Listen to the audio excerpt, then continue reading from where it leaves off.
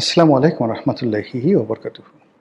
সম্মানিত দর্শক, সম্ভবত জামাতের উপর খুব বড় আকারের অর্থনৈতিক সুনামি, রাজনৈতিক সুনামি অনেকটা অনিবার্য হয়ে পড়েছে।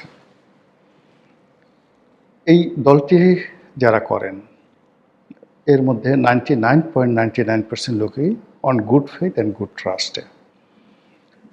তারা বিশ্বাস করেন যে জামাত করলে জান্নাতে যাওয়া যায়। তারা বিশ্বাস করেন জামাত যারা করে ভালো মানুষ।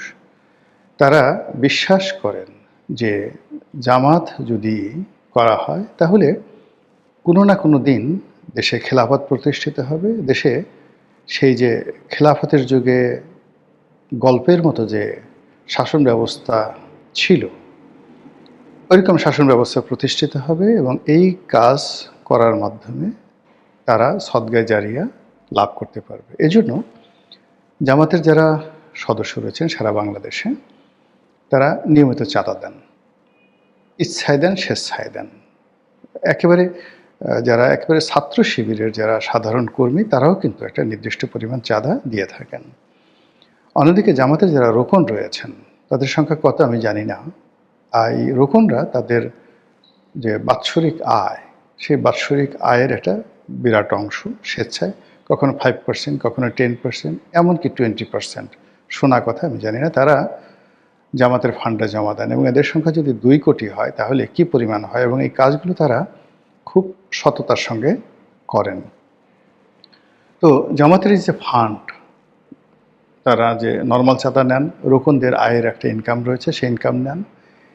এই ফান্ডের বাইরে তারা অনেকগুলো ব্যবসা প্রতিষ্ঠান পরিচালনা করেন সমবায়ের ভিত্তিতে, তারপর প্রাতিষ্ঠানিকভাবে, এবং অনেকগুলো প্রতিষ্ঠান যেমন ইসলামী ব্যাংকের মতো প্রতিষ্ঠান, তারপর ইসলামী ব্যাংক, হাসপাতাল, ইবনে সিনার মতো প্রতিষ্ঠান, এগুলো রীতিমতো যাকে বলে একটা ট্রাস্টের মতো অবস্থা তৈরি হয়ে গেছে। এবং এখান থেকে বিভিন্নভাবে বিভিন্ন ওসিলাতে জামাতের যে ফান্ডিংটা হয়, সেই ফান্ডের পরিমাণ কত আমরা জানি না। তবে একথা সত্য যে জামাতের জেলা পর্যায়ে, উপজেলা পর্যায়ের যে নেতৃত্ব রয়েছে, তারা নিয়মিত জামাত থেকে মাসোহারা পান। এবং এটা যেন তেন মাসোহারা নয়, একজন মানুষ যেন সমাজে সম্মান সহকারে, মর্যাদা সহকারে ভালোভাবে বসবাস করতে পারেন, এজন্য জামাত থেকে তাদেরকে টাকা দেয়। ফলে তারা নির্ভর হয়ে জামাতের আমির হয়ে দিনের পর দিন রাজনীতি করছেন। কোনো ভবিষ্যৎ নাই, তারপরও তারা দলের জন্য ছুটোছুটি করছেন, জেলে যাচ্ছেন, জেল থেকে বেরোচ্ছেন। আর এই সকল করার জন্য জামাতেরও নির্দিষ্ট ফান্ডিং রয়েছে, এবং এই ফান্ড করে করে তারা শুধুমাত্র বাংলাদেশ নয়, দক্ষিণ পূর্ব এশিয়া নয়, পৃথিবীর যে কয়টি ক্যাডার ভিত্তিক সংগঠন রয়েছে, সেই ক্যাডার ভিত্তিক সংগঠনের মধ্যে অন্যতম শক্তিশালী একটি সংগঠন জামাত। আওয়ামী লীগ চেষ্টা করেছিল এই সংগঠনটিকে ভেঙে চুরে চুরমার করে দেওয়ার জন্য। তারা জামাতের যারা শীর্ষ নেতৃত্ব রয়েছে তাদেরকে ফাঁসিতে ঝুলিয়েছিল, তাদের শিল্প প্রতিষ্ঠান, কলকারখানা তছনছ করে দিয়েছিল, ইসলামী ব্যাংক তারা দখল করেছিল এসালামের মাধ্যমে, ইত্যাদি আরও অনেক কিছু। কিন্তু কার্যত এর কোনো ফলাফল হয়নি, বরং বুমেরাং হয়েছে। জামাতের যে শীর্ষ নেতৃত্ব যারা ছিলেন, যাদের প্রজ্ঞা ছিল, মেধা ছিল, রাজনৈতিক গুণাবলী ছিল, এবং যাদের সঙ্গে নেগোসিয়েশন করা যেত, তাদের অবর্তমানে যারা আসছে তারা বেশিরভাগ ক্ষেত্রে অনভিজ্ঞ, বেশিরভাগ ক্ষেত্রে উগ্র এবং মোনাফিকি চরিত্রের অধিকারী রয়েছে অনেকে। আবার এদের যে ব্যক্তিগত সততা, এটা আগের জমানার জামাতি নেতাদের মতো নয়। ফলে জামাত ইটসেলফ এখন নিজেদের জন্য একটা সমস্যা, রাষ্ট্রের জন্য সমস্যা, এবং সকলের জন্য সমস্যা। এবং গত 17 মাসে আমরা তাদের যে কর্মকাণ্ড দেখেছি, গত 17 মাসে তাদের যে দাপট দেখেছি, গত 17 মাসে তারা যে কাজগুলো করতে চেয়েছে, সেই কাজগুলো যেভাবে তারা করার চেষ্টা করেছে, এখন সব কিছু তাদের জন্য বুমেরাং হয়েছে। তারা মনে করেছিল যে এভাবে অনন্তকাল তারা যাবে, তারা মনে করেছিল তারাই রাষ্ট্র ক্ষমতায় আসবে, তারা মনে করেছিল যে তাদের অনুমতি ছাড়া, তাদের সাহায্য ছাড়া, তাদের সহানুভূতি ছাড়া এই বাংলাদেশে অন্য কেউ রাজনীতি করতে পারবে না। ফলে তাদের মধ্যে অনেকটা, বা হারুন আর রশিদ, খলিফা আল মনসুর, খলিফা হাদি, কিংবা আব্বাসী খেলাফতের প্রতিষ্ঠাতা আবুল আব্বাস সাফা, কিংবা উমায়াদের সেই বিখ্যাত খলিফা আল ওয়ালিদ, হাজ্জাজ বিন ইউসুফ, এইরকম একটা ভাবসাব তাদের মধ্যে চলে এসেছিল। এই সময়টিতে তারা বন্ধুকে বন্ধু মনে করেনি, শত্রুকে শত্রু মনে করেনি। তারা মনে করেছে নজরুলের সেই বিদ্রোহী কবিতার মতো, যখন যা ইচ্ছা তাই করব। এই কাজ করে তারা এস আলমকে বাংলাদেশ ব্যাংক থেকে 1 মিনিটের মধ্যে বের করে দিয়েছে, মানে ইসলামী ব্যাংক থেকে বের করে দিয়েছে।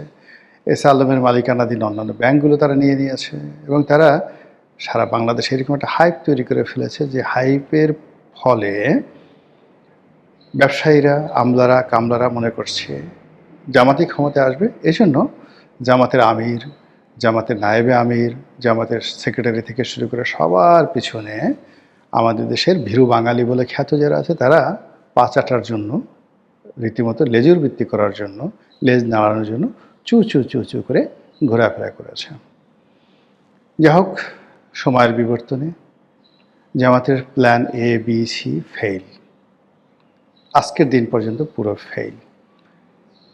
জামাতের যে কয়জন ওয়েল উইশার ছিলেন বিভিন্ন সময়টিতে, জামাতের দুঃসময়, সে 2009 থেকে সেই একেবারে 24 পর্যন্ত, তো তাদের মধ্যে হয়তো আমিও একজন ছিলাম।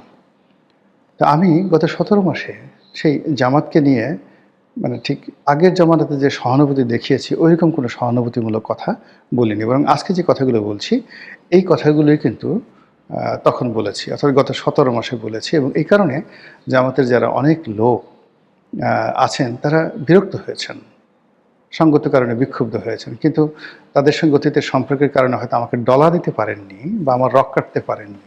কিন্তু যদি অতীতে আমার সেই ধরনের সম্পর্ক না থাকতো, তাহলে আমার পায়ে রক থাকতো কিনা সন্দেহ।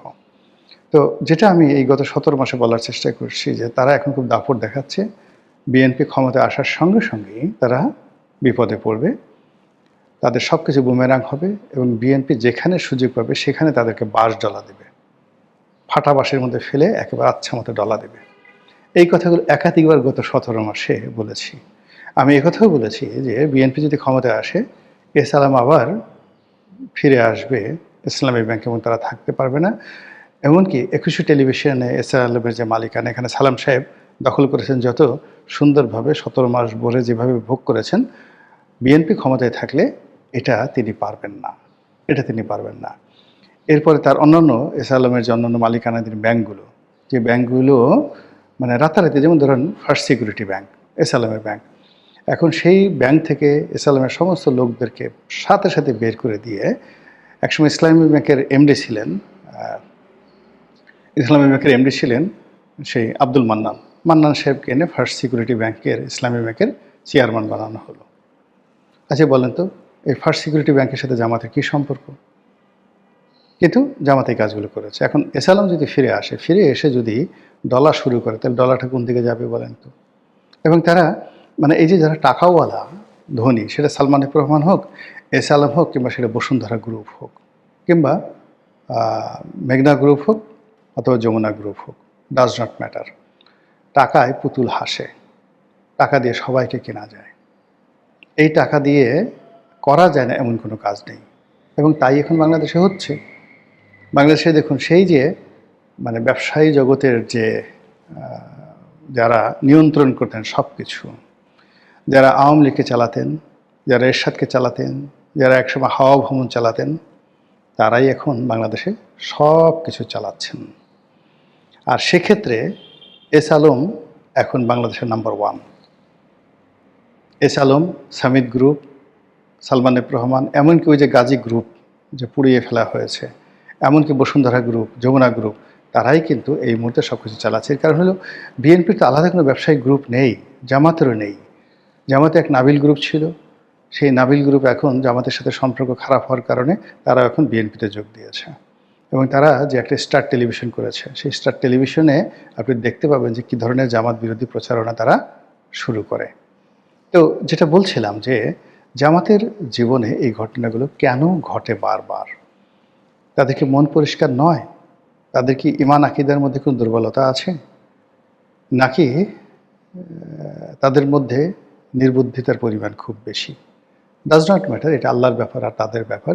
কিন্তু এখন যেটি রাজনীতির জন্য অনিবার্য হয়ে পড়েছে, সেই অনিবার্যতা হলো যে তারা সার্বিক দিক থেকে মাইন্ড কারসিপ হয়ে পড়ে গেছে। তাদের সঙ্গে ডক্টর মোহাম্মদ ইউনূসের সম্পর্ক ভালো নেই, তাদের সঙ্গে আমেরিকার সম্পর্ক ভালো নেই, তাদের সঙ্গে দিল্লির সম্পর্ক এখন ভালো নেই।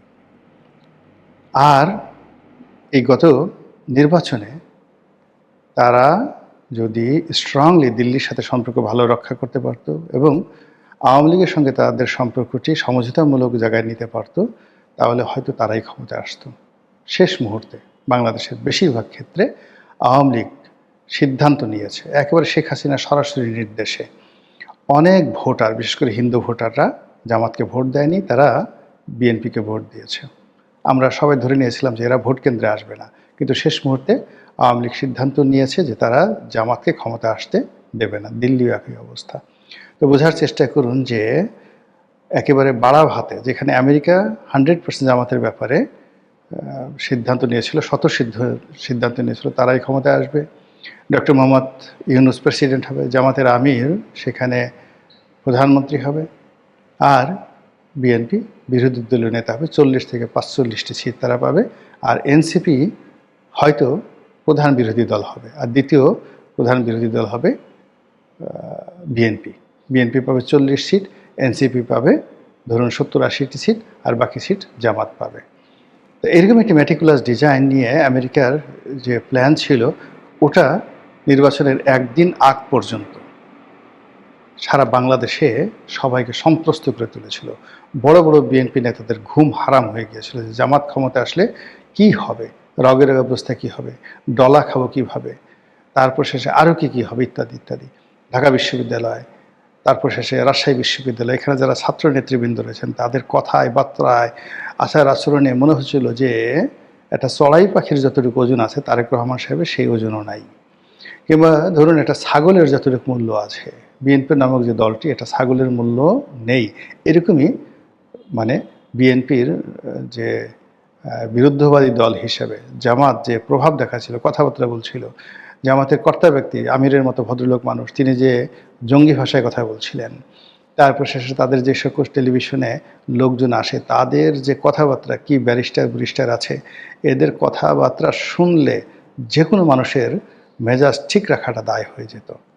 এখন সব কিছু বুমেরাং হয়ে গেছে এবং অতি অল্প সময়ের মধ্যে তারেক রহমান সাহেব প্রধানমন্ত্রী হিসেবে যে দায়িত্ব নিয়েছেন, দায়িত্ব নিয়ে তিনি রাজনীতিটি যেভাবে জামাতের জন্য কঠিন করে তুলেছেন, যেভাবে জামাতের যে রিক্রুটমেন্টগুলো ছিল সব রিক্রুটমেন্টগুলো রীতিমতো ঝাঁটাপিটা করে, মানে যেন তেন ব্যাপার নয়, ঝাঁটাপেটা করে তিনি সেগুলোকে বিদায় করেছেন। সেনাবাহিনীর মধ্যে তাদের যে সকল মানে পাওয়ার হাউস ছিল সবগুলো নিউট্রালাইজ করে দেওয়া হয়েছে। পুলিশে তাদের যে সকল ইফেক্টিভ কর্মকর্তা ছিল সবগুলোকে ঝেঁটিয়ে বিদায় করে দেওয়া হয়েছে। সচিবালয়ে যারা ছিলেন তাদেরকে কান মলে বের করে দেওয়া হয়েছে। শুধু বের করে দেওয়া হয় নাই, বের করার সময় কান মলে বের করে দেওয়া হয়েছে। ওই যে দেখেন নাই যে বাংলাদেশ ব্যাংকে হাসান এস মনসুরকে কী করা হয়েছে? উনি তো ভদ্রলোক মানুষ বলে নাই, কিন্তু তার যে উপদেষ্টা ছিল তাকে চড়, কিল, ঘুষি, থাপ্পড়, লাথি, গুঁতো এমন কোনো আদর নেই, আপ্যায়ন নাই, করা হয়নি। কাজেই হাসান এস মনসুরকে তার রুমের মধ্যে ঢুকাইয়ে যদি কিছু করা হয়ে থাকে, যদি তাকে হ্যান্ডশেক করা হয়ে থাকে, চুমু দেওয়া হয়ে থাকে, জড়াজড়ি করা হয়ে থাকে, কোলাকুলি করা হয়ে থাকে, স্যার আপনি যাচ্ছেন, আমাদের জন্য এত উপকার করেছেন, আসেন একটু কোলাকুলি করি, কি অস্বাভাবিক নাকি বিষয়গুলো? এই কাজগুলো করার পরে এখন যে অবস্থা তৈরি হয়েছে, আপনি দেখবেন যে জামাতের যারা লোকজন রয়েছেন একটারও হাসি নাই, সবগুলোর মেজাজ গরম হয়ে গেছে এবং সবগুলো নন রেসপন্সিভ হয়ে গেছে। কোনো অবস্থাতেই তারা এই সময়টিতে মানে এমন অবস্থা হয়ে গেছে যে তাদের নিজেদের প্রয়োজনে তারা 5 স্টার হোটেলে খাবে দাবে সব কিছু করবে, কিন্তু অন্যের পাওনা পরিশোধ করবে না। ওই আগের আমলে আওয়ামী লীগ জামানাতে তারা অনেকগুলো কোম্পানি করেছিল। তাদের একটা কোম্পানি ছিল মিশন গ্রুপ। সেই মিশন গ্রুপের সেই নাম দিয়ে তারা যে কত মানুষের কত হাজার হাজার কোটি টাকা লোপাট করে দিয়েছে এই জামাতের এই মানে গ্রুপটি, আপনি কল্পনাও করতে পারবেন না। তো এরকমভাবে এদের অর্থনৈতিক লেনদেন ভালো না। এরা মানুষের পাওনা পরিশোধ করে না, এরা ইনসাফ করে না। এরা আপনার টাকা নেবে, আপনাকে মারবে, আপনাকে তারা করবে কি, একটু আম পাঠাবে, একটু জায়নামাজ পাঠাবে, দিয়ে আপনার ইমানটা নষ্ট করে দেবে। ইমানটা নষ্ট করে দিয়ে তারপরে শেষে তারা আপনাকে জান্নাতের টিকিটের লোভ দেখাবে।